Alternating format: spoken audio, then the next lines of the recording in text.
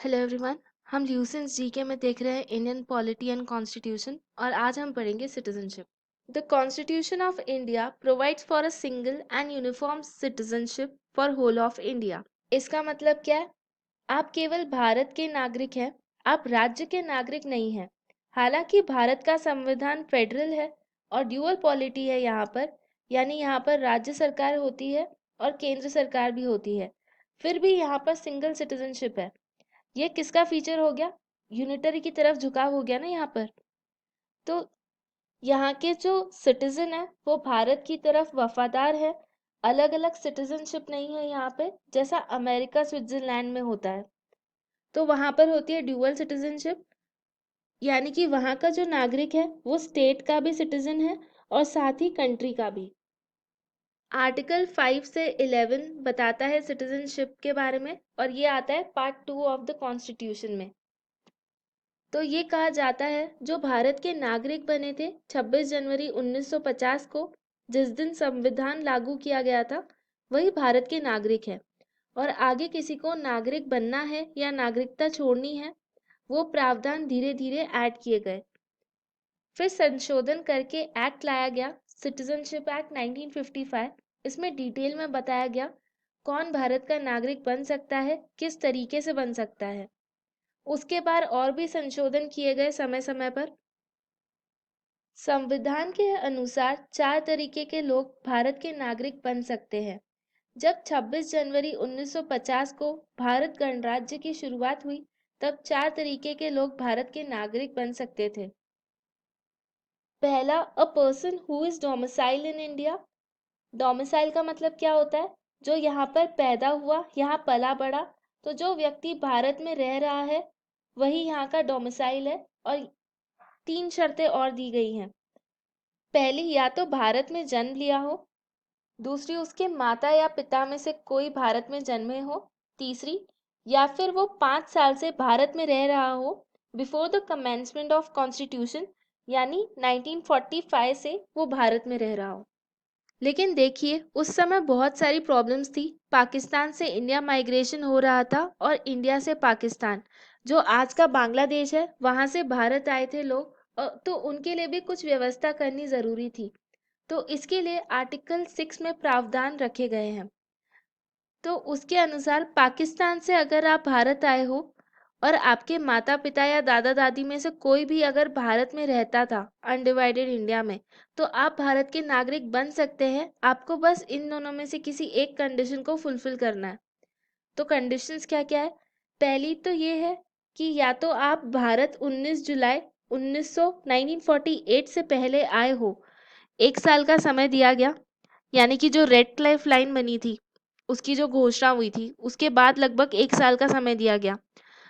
नहीं तो फिर अगर आप जुलाई 1948 के बाद आए हो तो आपको रजिस्टर करना ज़रूरी है। और सिटीजनशिप के लिए आप रजिस्टर तभी कर सकते हो अगर आपने 6 महीने यहाँ पर बिता दिए डेट ऑफ एप्लीकेशन से पहले पहले।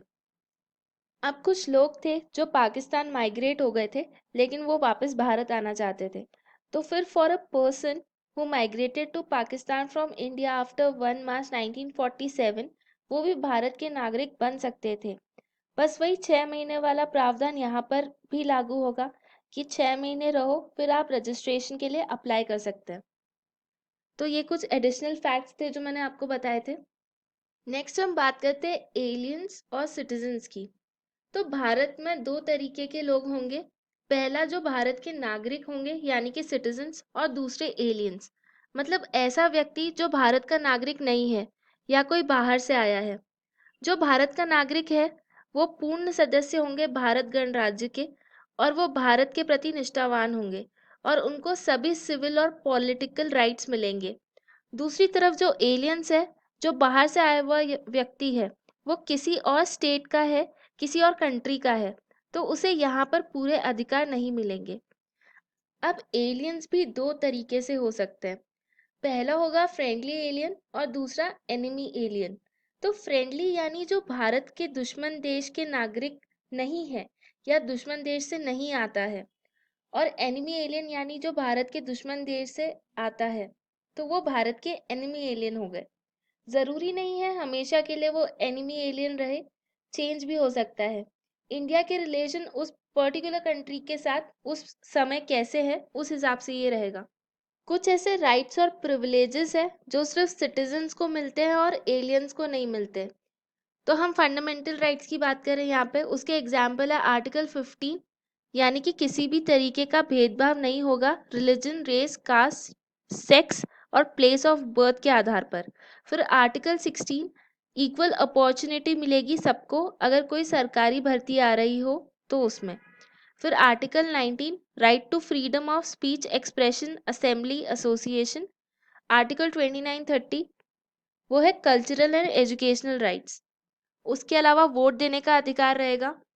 फिर जो सिटीजन्स हैं इंडिया के, उन्हीं को राइट है to contest for membership of parliament, यानी कि मेंबर ऑफ पार्लियामेंट बनने का अधिकार अभी सिर्फ नागरिकों को ही है। उसके अलावा सुप्रीम कोर्ट, हाई कोर्ट के जजेस, वाइस प्रेसिडेंट, ये सभी जो संवैधानिक पोस्ट हैं उन पे अपॉइंटमेंट सरकार सिर्फ नागरिकों को ही देती है। अब अगर एनिमी एलियंस की बात करें तो एक सबसे बड़ा डिफरेंस फ्रेंडली और एनिमी एलियन सिटीजन्स में ये है, जो दुश्मन देश से आए हैं नागरिक वो अरेस्ट से बच नहीं सकते हैं। एक एग्जाम्पल देती हूँ मैं आपको। जब 1962 में इंडो चाइना वॉर हुआ था, तब इंडिया में चाइनीज डिसेंट के जितने भी लोग थे सभी को दियोली नाम के एक कैंप में अरेस्ट करके रख लिया गया था। तो ये फ्रेंडली एलियन से अचानक से एनिमी एलियन बन गए थे, क्योंकि भारत और चीन युद्ध पर थे। और ऐसे में भारत का जो नागरिक होता है उसे आर्टिकल 22 के तहत अरेस्ट से रिलेटेड कुछ अधिकार दिए जाते हैं। इसके अकॉर्डिंग सरकार बिना किसी कारण के आपको अरेस्ट नहीं कर सकती। फिर सिटीजनशिप एक्ट ऑफ 1955 कुछ और तरीके देता है इंडियन सिटीजनशिप एक्वायर करने के। अगर कोई भी व्यक्ति इंडिया में पैदा होता है जनवरी 1950 को या उसके बाद, तो वो इंडिया का सिटीजन होता है अगर उसके माता या पिता में से कोई भी इंडिया का सिटीजन हो तो।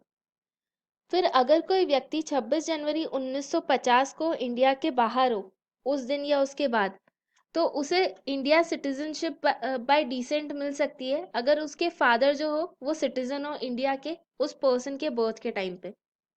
उसके अलावा नागरिकता के लिए रजिस्टर भी किया जा सकता है, रजिस्ट्रेशन भी किया जा सकता है।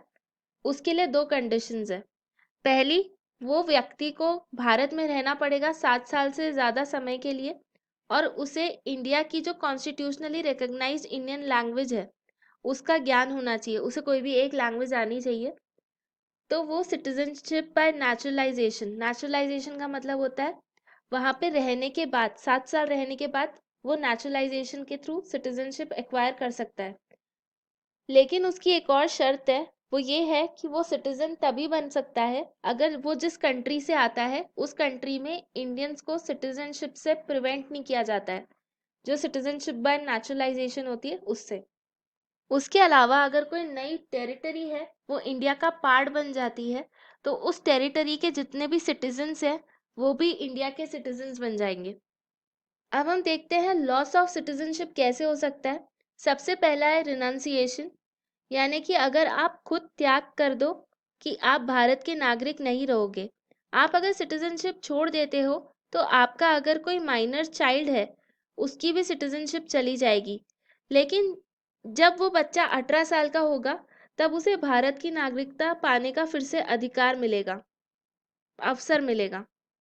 फिर सेकेंड है टर्मिनेशन। तो टर्मिनेशन ऑफ सिटीजनशिप कैसे होगा? भारत का कोई नागरिक किसी और देश की अगर नागरिकता ले ले तो उसकी भारत की नागरिकता ऑटोमेटिकली खत्म हो जाएगी। फिर थर्ड है deprivation of citizenship by government of India.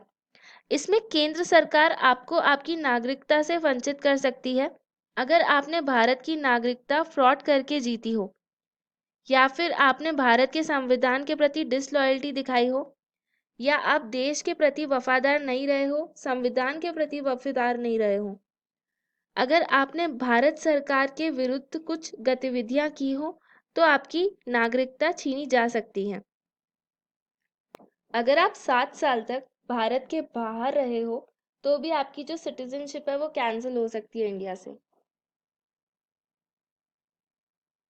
Thank you. अगर आपको ये लेक्चर पसंद आया हो तो प्लीज़ लाइक करें, शेयर करें और सब्सक्राइब करें। और अगर आपके कोई भी क्वेश्चंस हो तो आप नीचे कमेंट सेक्शन में लिख के पूछ सकते हैं। Thank you.